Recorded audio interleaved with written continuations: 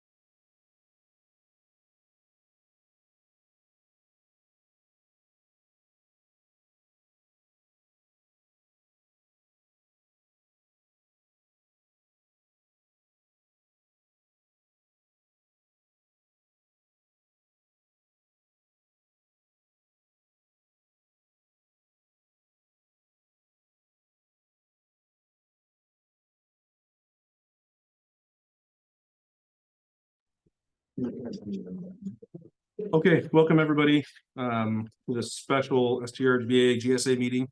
Today is the 27th of March. Thank you for calling in and joining us. We're gonna go ahead and get started. We've got a quorum here today. So we have Ian from the city of Oakdale, rather. From OID, Eric Thorburn, myself. Modesto Irrigation District, Jesse is here, and Christy is here from Stanislaus County. So I'll call the meeting to order. Time is 1:33. First item is business from the public. At this time, interested persons are welcome to introduce any topic within the agency's jurisdiction. Matters presented under this heading may be discussed, but no action will be taken by the agency at this meeting. So we will open it up to the public. Here I am. If you don't mind. If you would, you can step up and take a seat, and then the microphone, if you just want to hit the button on there, just make sure there's a green light. Yeah, there is. Perfect. There's one. Thank you. Okay. As most of you know, my name is David Avila. I'm a constitutional consultant. We have a group called America's Constitutional Law Group here in Oakdale, and we do lawsuits and federal lawsuits and whatnot across the country. And I firmly believe in what's going on here. We need to manage our groundwater. But the thing I don't agree on is that you guys are allowing the state to dictate to you what you're going to do. And the whole thing is set up, I've read it, it's set up for you to fail. Their goal is not to preserve the groundwater. Their goal is to control the groundwater. They know they can't own the water. They have no water rights. The state can't own water unless they buy it. Because through land patents, back in history, back to 1600, through the land patents, the water goes with the land. So everybody that owns land here, they own the water under the ground. And then also the water that comes out of the mountains. The Organic Management Act of 1897 states that water comes out of the mountains is for beneficial use for agriculture, mining, manufacturing, and other beneficial uses. And it does say that it is not for. The water is not for aesthetics, recreation, or fish. And it's inevitable that people let the water go down the river for fish when it's not lawful. But if you don't know the law, you don't know it. So you're violating the law, but unfortunately you don't know that. So what the state is doing here, they want to control your water through regulation because they know they can't own the water rights. But they can regulate it. They don't need to own it. If they can tell you you can't pump, well, you don't need to own the water. And basically, Oregon, the state of Oregon is a little bit ahead of California. They've already started controlling and shutting down farms in this auspice of saving groundwater. If you're interested, just get on the internet, say agriculture is losing, or agriculture being controlled and put out of business by water rights are in Oregon, and you'll see all kinds of documents of it. And it's as ridiculous as the one woman has 4 cows, and they want to classify her as a child confined animal feeding operation and put her out of business because she doesn't have the proper facilities to handle 4 cows worth. In reality, they're just fertilizing the pasture, right? That as far as the state goes, we want to put them out of business. We don't want to sell raw milk. We just don't want small agriculture because they want to control our food. Once they control our food, once they control our water, they control us. So this is the goal of the state. So in law, constitutional law, I might add, in FLTMA and NEPA, which FLTMA is a federal land, let's see, FLTMA, Federal Land Protection Act, I believe it is, and NEPA is the National Environmental Protection Act. But in those is stated that the government's agencies shall, not an option, shall coordinate with the local government. We the people, we're sitting right here. So the bottom line is, if you set a policy of what you're going to do with the ground, they shall conform to your policy. Because we created the state government. They didn't create us. We were here first, right? And we decided we want some sort of an organization. So we've established California government, and we also established the federal government. So they work for us. But it's just the opposite way. Why? Because we are ignorant. I don't believe we're stupid. I don't believe anybody in here is stupid. But we are ignorant of the law. And we allow these people to take power over us. It's just human nature. Human nature will never change. You're going to always have your Hitlers. You're always going to have your Maos. They want to control everything. And that's where we're headed. So we need to stand up and say, no, we're not going to follow your policies. You are going to follow our policies. For instance, what's the plan? I've never heard a plan. I know what the plan is from the state. They're going to control your water and you're not going to be able to pump. Well, you can't farm unless you pump. So it's government's job to supply us with water. They don't want us to pump, fine, we're good with that. But you need to supply us water. Has anybody here talked to the city of San Francisco? Why would you want to do that? Well, to take out Hetch Hetchy.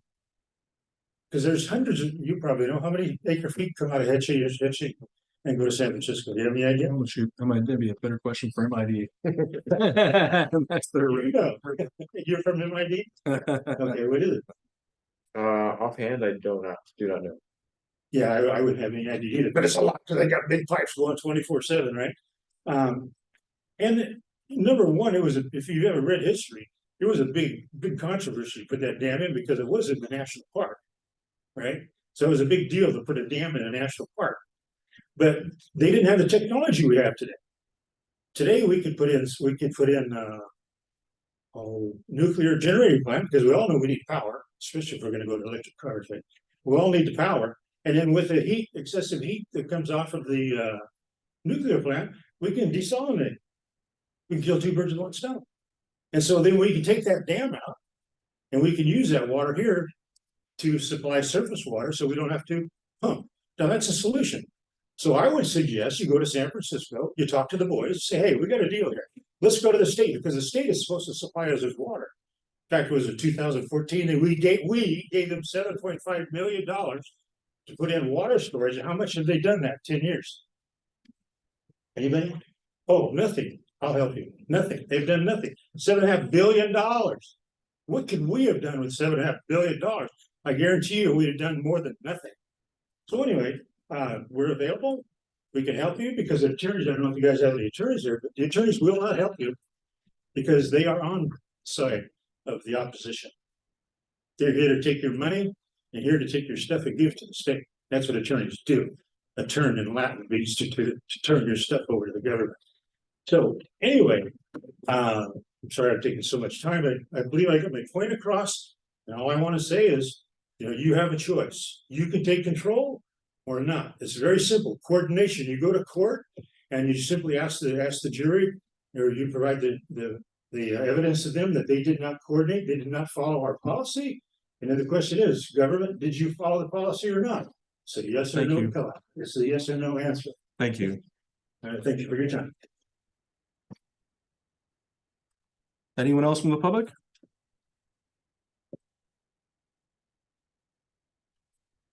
All right. Seeing none and not seeing any hands raised in the attendees online, we'll move on to item number 3. So this is approval of the March 13th, 2024 meeting minutes. Of note, we did get a request from Julia Stranetta to add her and also Louis Ricchetto to the list of attendees. So with that, I'll entertain a motion of approval with that subtle change, if everybody's had a chance to review them. Move to approve with those edits. Seconded. Motion by Jesse, seconded by Ian. Any comments? Questions from the member agencies first? Comments, questions from the audience?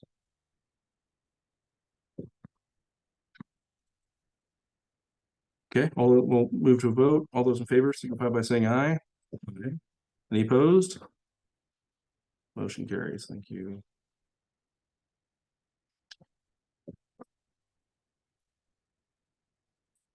Okay, item number 4. This is the water year 2023 annual report. We came last meeting, had a presentation by both Todd and Woodard Curran about the annual report, put it out to public comment and review. We did get one comment letter back. There was no changes, no revisions that were required as a result of that, receiving that letter, but the comments were noted. So we appreciate that input. So this item is to take formal action to approve the report and then post it before the April 1st deadline. So with that, I'll entertain a motion before going out to the public. I'll make a motion. All right, thanks, Christy. Motion by Ian, seconded by Christy. Okay, we will go out to the public for any public comments on the 2023 annual report.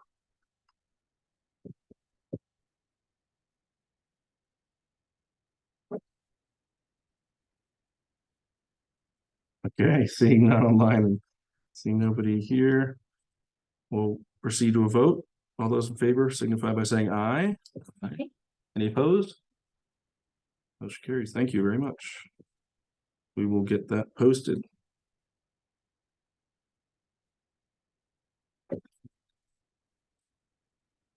Be a quick meeting. All right, so item number 5. So this is GSA ad hoc committee meeting or committee. This is to form a GSA ad hoc committee. So this is for the GSP amendment. I'd like to have a work group to get that GSP drafted, the amendment drafted. So somebody who works a little more closely with the consultant and then brings back the draft for everybody to obviously comment on and take action on it. Ultimately, it's going to require a lot more meetings than just our monthly meetings as a group here. So I'm not going to appoint. What I'd like to do is appoint a committee after I get interested parties emailing me. So if you're interested in serving in that committee, we can only have 3 of us on that committee. I'm probably going to end up being one. I would recommend that I be one and say that I should probably be one because I'm going to end up submitting the report at the end. So 2 more is what I'm looking for. So if you're interested, just send me an email by the end of the week. What those that email me, if I have more, then I'll choose from those and appoint a total of 3 members, one of which is me. Discussion, questions on that? No, I think it's a great idea, especially considering just everything that's involved, getting some direction, working with Todd, and I think it's a great idea. This was for the amendment to the original one that was submitted before. Yeah. Yep. One that's due July 16th. Anything else? No? Okay. Yeah. Email me if you're interested. Comments, questions from the public? Okay. Going online. Allie, you've got your hand up. Go ahead.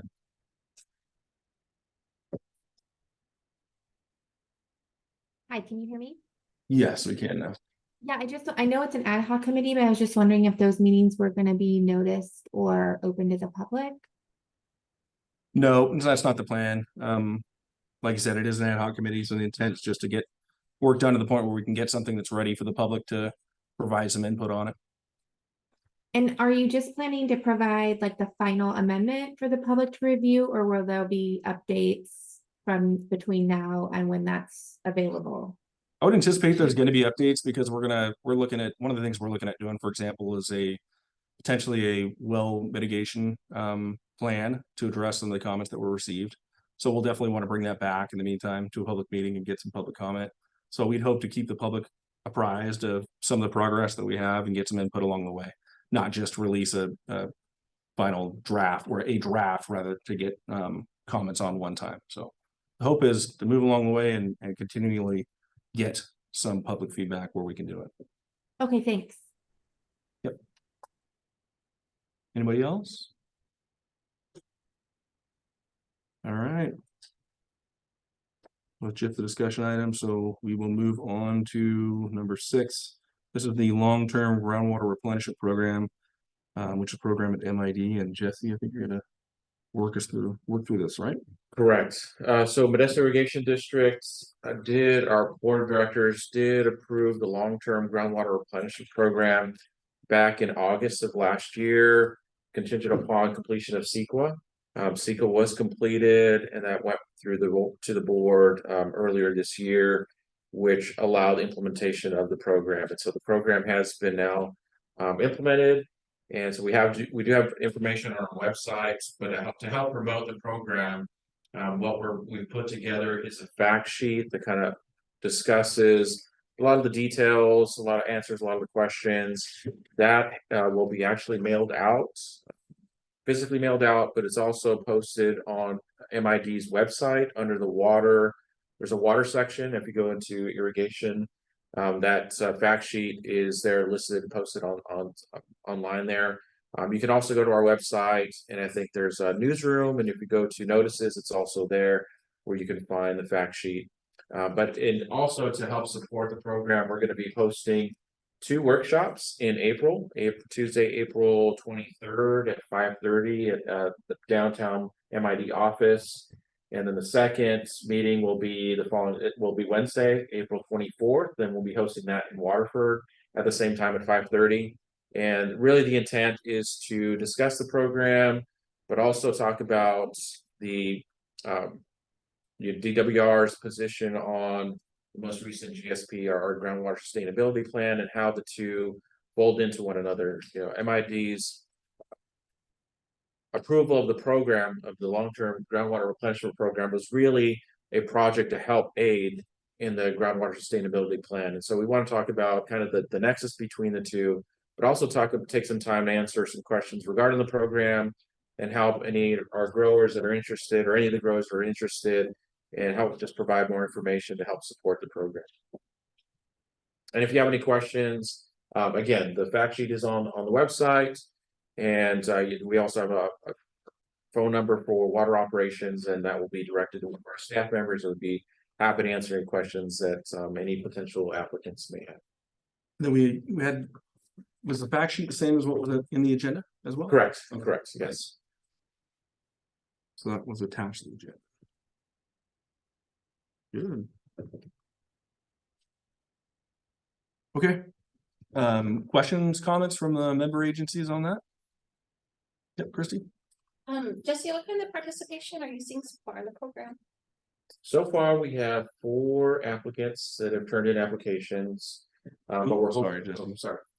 Oh, we have four applicants that have turned in applications for the program, and we're hoping to, expand that to more. So hopefully, if we get the word out, that there'll be greater interest in it. But we understand there may be some questions or concerns related to the program. We want to make sure that we provide that information and help support, our efforts and ultimately the GSA's efforts.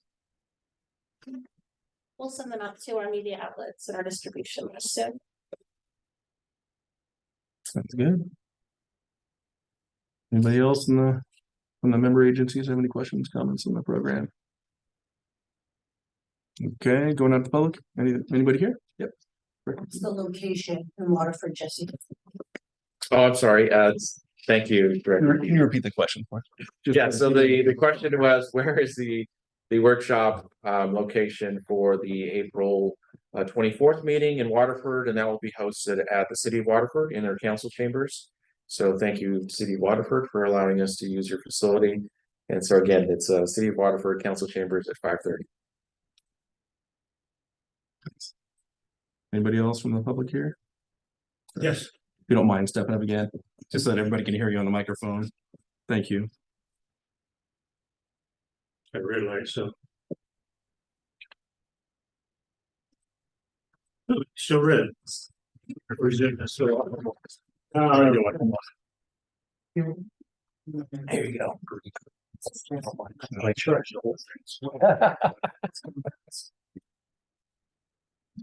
Okay, I see no light, but I presume that's working.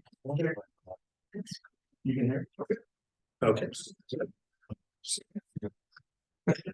Yeah, just curious, what's the plan? And how are you going to? I presume we want to return the groundwater elevations to where they historically were. What's the plan to do that? So with respect to the overall Modesto subbasin, or specific to this long-term groundwater replenishment program, what is? I don't know the difference. Bottom line is I don't care. We know that we want the whole, top to bottom, state, north, south.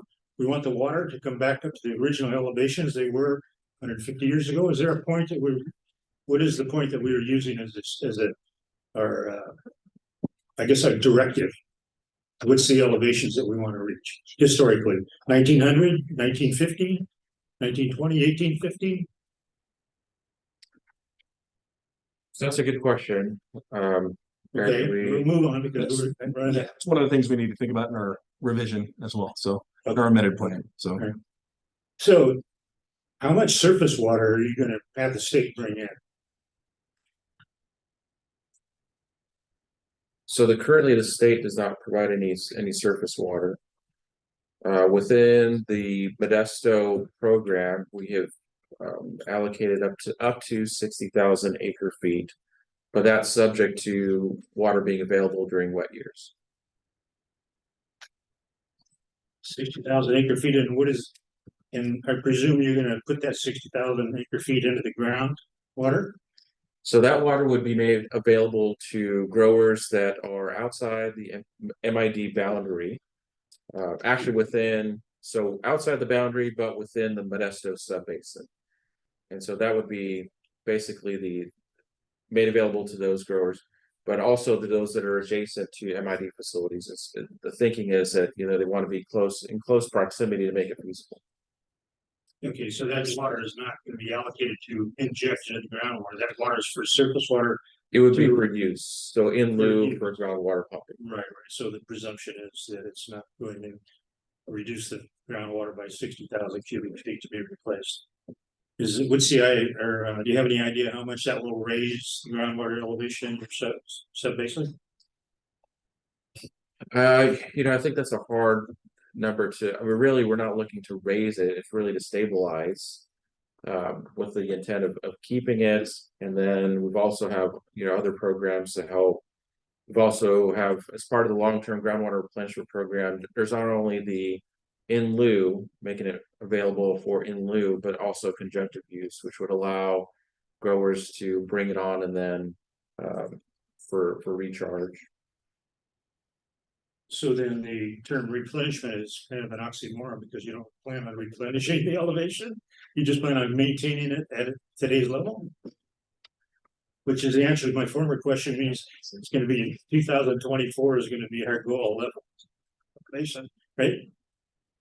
Again, it's challenging, and that's what we're up against. Really the challenge is, okay, what is our benchmark? What is realistic? How do we get there?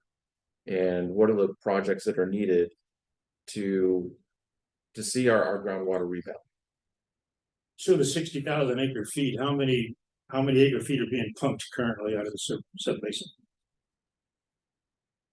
Out of the entire subbasin? No, just with the 60,000 acre feet is supposed to replenish or offset, I guess would be the correct term.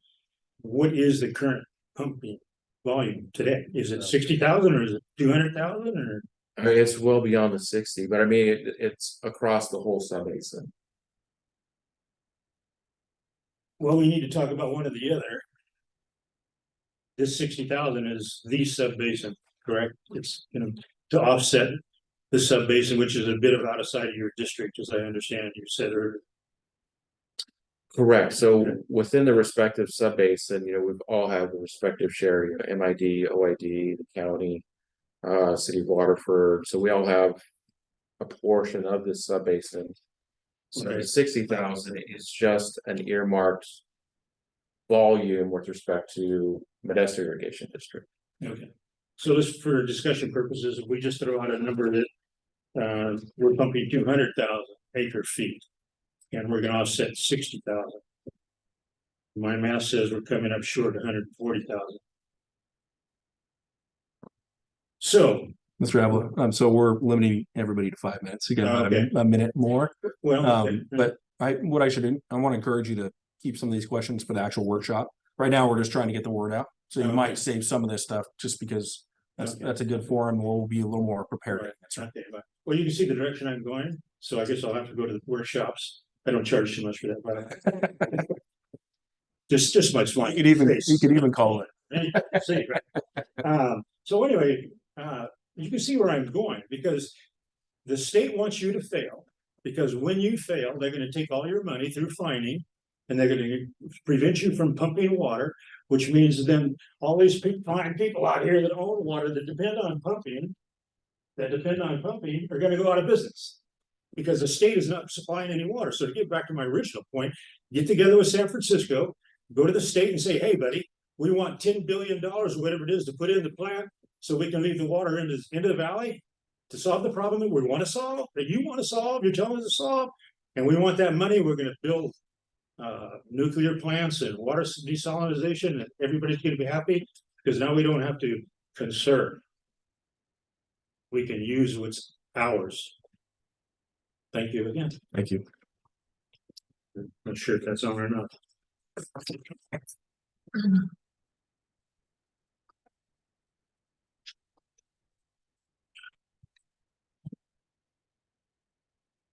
You're good. She confirmed she can hear you. Okay, good afternoon. I've listened to all this discussion and, since you have people pumping in cities that are not using surface water, Waterford, Oakdale, Riverbank wants to expand. Half of Modesto. I just keep pushing the whole basin approach because good actors and bad actors, whether they're in district, out of district, or within a city or not, and I think the whole basin approach going down the road is probably going to be the most effective, less litigious and everything else. So thank you. Thank you.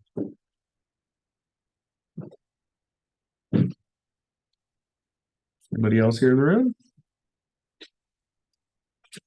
All right, we've got a couple of hands raised in the audience here or in the on the phone here. Allie? Hi, thank you. My first question was, there was mention that there's 60,000 acre feet that's been made available for the program and you have 4 applicants. And I was just wondering how many acre feet those applicants equated to.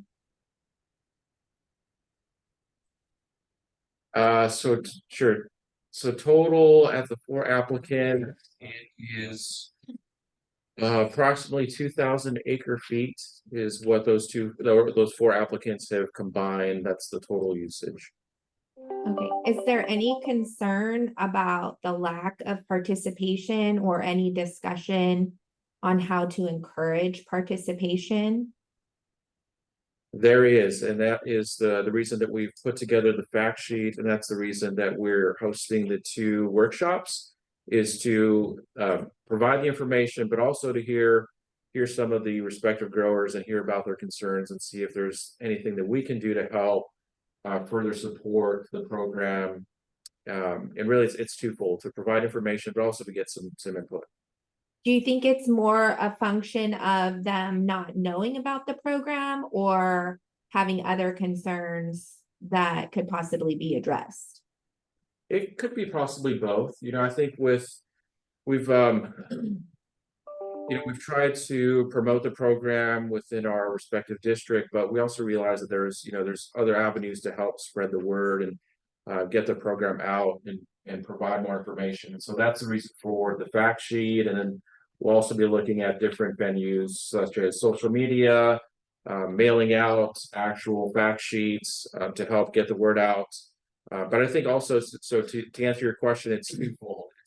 Maybe there wasn't enough advertisement of the program, which we are bolstering up our efforts on that. And then secondly, it's to provide the information and allow that opportunity to hear some of the concerns that maybe we're not aware of. And so the more information we can provide, but also the more input we can receive, we can help, hopefully navigate some of the challenges and see what we can do to help support the program and to support, greater participation. Okay, and then just one other thing, a ruling came out last week on the unimpaired flows for the lower San Joaquin. That basically said that they were appropriate. I'm wondering if OID or MID anticipate any impact to their ability to provide water under either of the programs, the long-term replenishment program or the in lieu program from OID. Given that ruling and the likelihood that an unimpaired flow requirement is going to be imposed on the lower San Joaquin. There's always that concern, obviously, unfortunate as that was, the next step is to continue to strategize and continue to plan and continue to fight the good fight of our water right. And, but it's also coming up with strategic plans that help us to continue to maintain proper stewardship of our water. And I think first and foremost, we have our customers to take care of and be responsible for. And this water would only be available for in terms of this program when we have wet years. And so a lot of that we have to take into consideration when we look at our hydrology and our hydraulic water supply. Is there concern?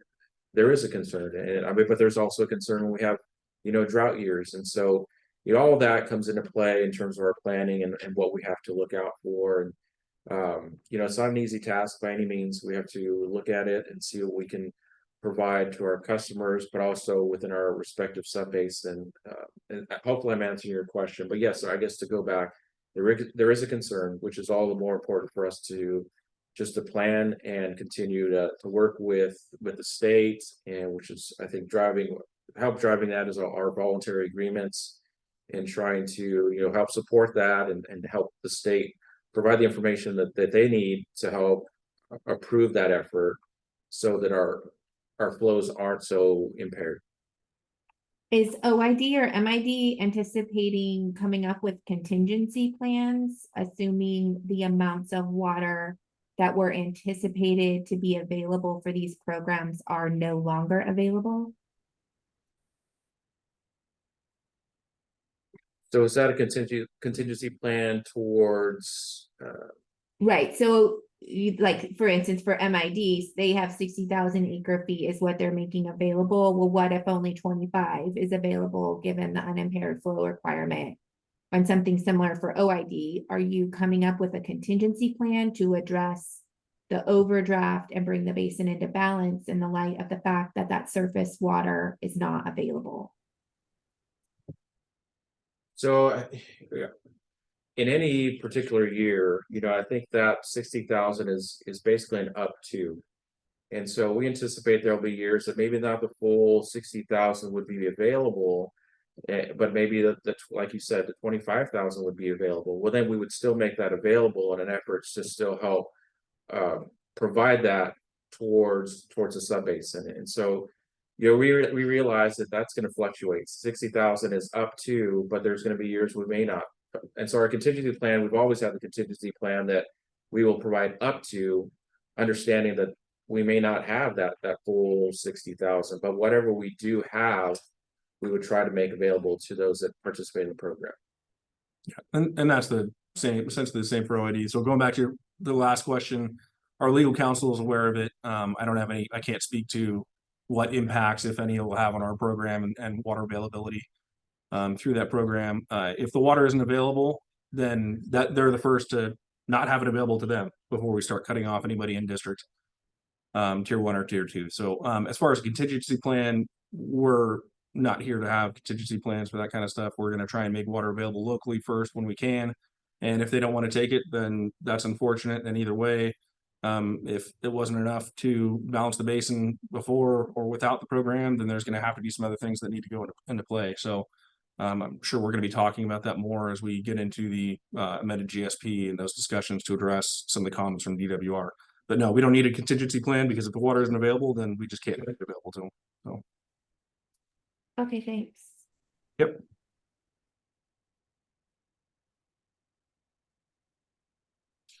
So Henderson Hatfield, I believe it's Stacy. You got your hand up?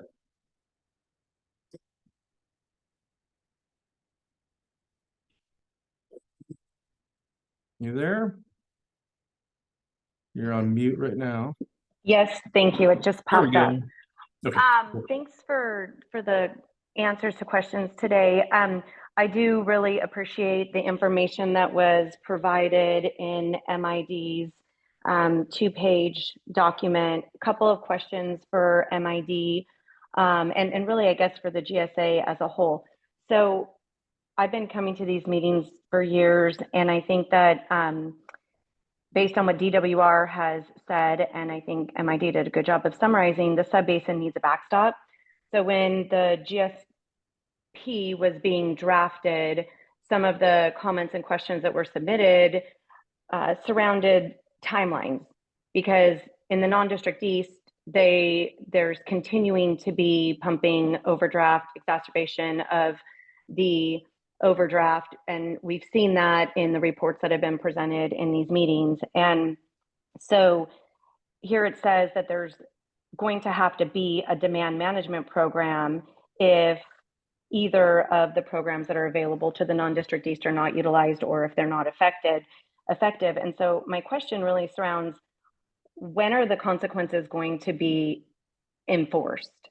When we looked at the original GSP, it basically said there were going to be a couple of years where we're going to look at these projects and then get them implemented. They're implemented. They're not being participated, or the participation is not sufficient. There's 45,000 acre feet of water that's overdrafted in the non-district east per year. And I'm not sure how much participation there is at in OID, but it's been reported at MID here today was approximately 2,000. In the past, it's been reported as 1,800 acre feet. And I think that you guys need to really be impressing upon the non-district east, so that they understand that if they do not participate in these programs, then these demand management programs are going to have to take place, including fallowing, idling, or some kind of groundwater allocation.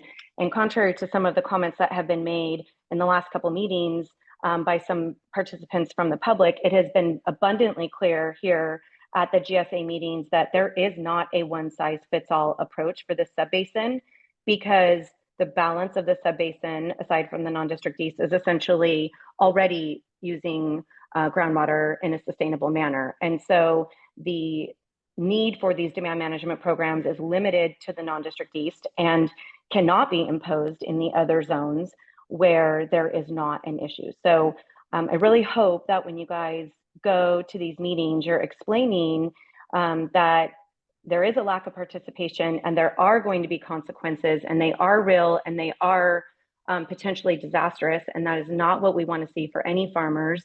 We want to see all of the growers be successful and continue to keep their property and continue to keep growing. But if they're not going to participate in these programs, then they're going to have to fallow, or they're going to have limited allocation of water. So I really just hope that you guys are going to be impressing that to the participants. Is that what you're planning to do, Jesse? Yes, Stacy. So great question, and you're kind of stealing our thunder. So yes, we are. We definitely plan on starting the workshop and really presenting the status of our GSP, and really with the intent of highlighting the importance of some of these some of the projects, the programs that are needed to satisfy DWR, one of which is our GRP.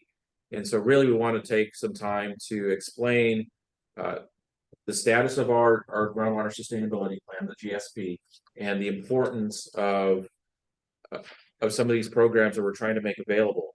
Because you're right, the backstop is demand management, and what does that look like?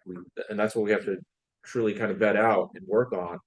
But to answer your question, yes, our full intent is to explain not only the importance of our program, but why it's so important with respect to our sub-basin, or with respect to, you know, the state's approach on it and the mandate on it. And so, yeah, our intent is to provide a status of our GSP, have Todd Groundwater also present to answer some of the more technical questions, but ultimately just demonstrate why this is such a critical program. I think it's also really important for you to be prepared to answer to this false premise that it's too expensive to participate in either OID or MID's programs, and that is why there's a lack of participation. I think there's a false narrative out there that this is optional, and it is. I guess I should say it is optional, but I think it's a false narrative that they're going to continue to be able to pump and operate business as usual if they just decide not to participate.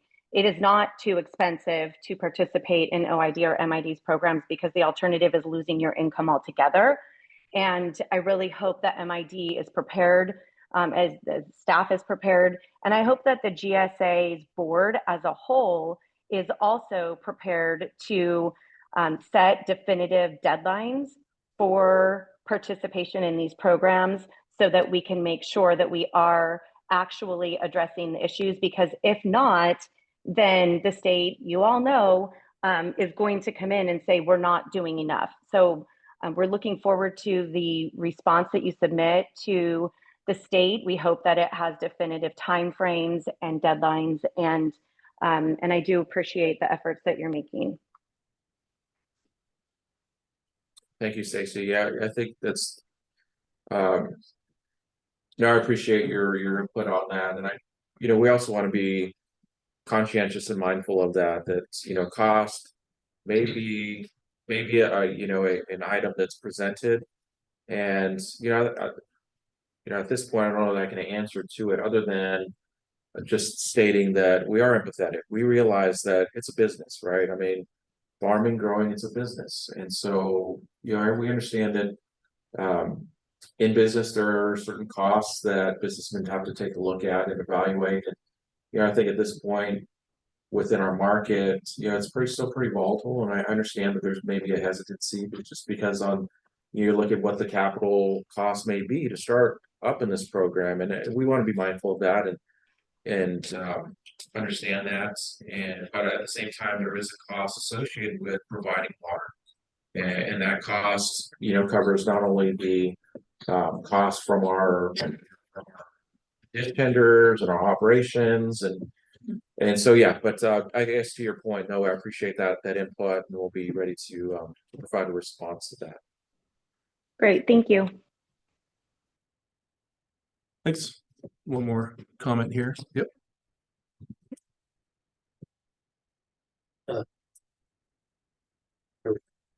Yeah, anyway, Stacy, and you both had some good points. And one of them was the cost of deliveries. So I'm an in-district guy and out of district. And I'm one of the few that believes that we should pay the cost of delivery in district and be happy to do it for the the high quality water that we get. And it's like a little bit unfair teeter-totter to ask out of district to pay in district cost of delivery. And that can go on the electrical side too. So the electrical customer shouldn't have to pay the ag people. Out of district shouldn't have to pay the in district either. I'd be happy to pay $50 an acre foot in district. And I think it'd be, a gift for the quality of water we have. And also the other issue is, you talk about equality throughout the basin. And Stacy points all the east side. Well, there's good actors and bad actors up there too, just like in the cities. And on the lowest point in the basin, there's a few people in particular that pump groundwater for sale out of basin. Now, why should, why should the people at the upper end have to enhance the groundwater basin just so somebody at the lower end can pump it out of basin for sale, for private sale? That's wrong. So I want to see the county amend their groundwater ordinance to prohibit that for the Modesto sub-basin. And they should do that for other sub-basins too. Anyway, thank you.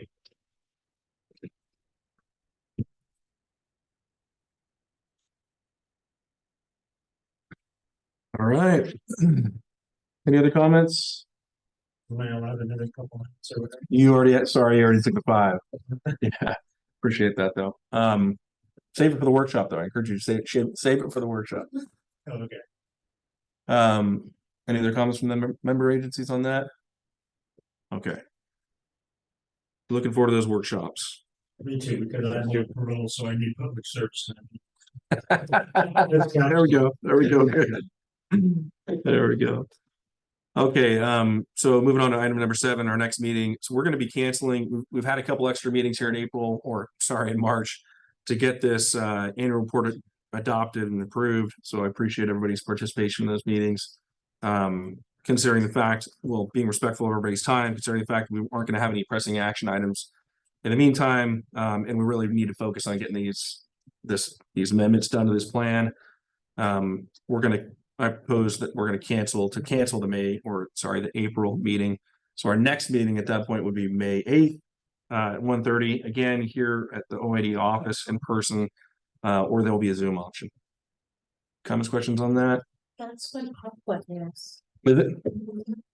Or does anybody plan on being an Aqua here? Jesse, you Actually, plan on being yes. Aqua? Yes. Okay. Okay, well, we can consider looking at a different date for that if we need to. Yeah.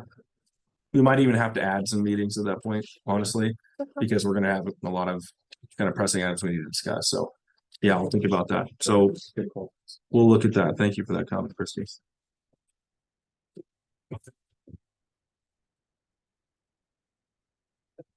You're planning on attending Aqua as well, Christy? Okay. Yep, unless you guys need me here. All right. Comments from the public on the next meeting date? I would just like to pose one quick question, not expecting an answer, but I would like to have the group prepare for the answer for the public meeting. For the next meeting? Yeah. Oh, for the workshop? Yeah. Back on the workshop? We're done with the workshop stuff, but No, well, okay. my question is for the workshop, because I want you to be prepared. I don't want an answer that says, well, we don't know. So the question will be, these rivers typically would dry up in the summertime. And I know we are pumping, we're allowing, I don't know how many acre feet. So the question is, if we went back to natural flows, how much water would that generate for surface water for irrigation during the summer season? We're past the workshop, but you can talk to them after the meeting if you want. But this is for the next GSA meeting. The item right now is the next GSA. That's a pre-question for the workshop. Thank you. Sorry. It's all right. And thanks for the All right. Moving on to number 8 here. This is just items too late for the agenda. So a couple things I'll note. We need to provide our 90-day notice to all the cities and counties.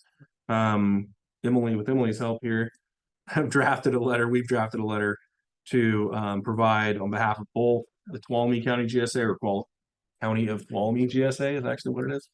As well as the STRGBA GSA, be a joint letter to all those cities and counties to meet that requirement notice. And then after that is sent out, then we would have 90 days from that day before we could hold a public hearing at the GSA level. And after that public hearing, then we could adopt the revised or amended GSP.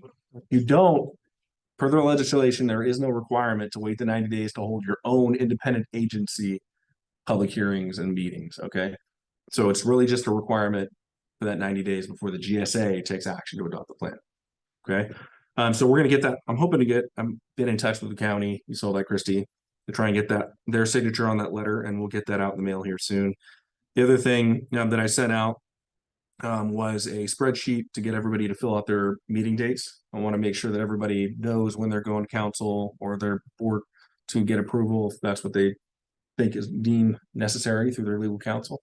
And they've got, hopefully, if they're abiding by or following government section 66, then they've got those dates already kind of lined out and everybody's on the same page of when that's all going to occur.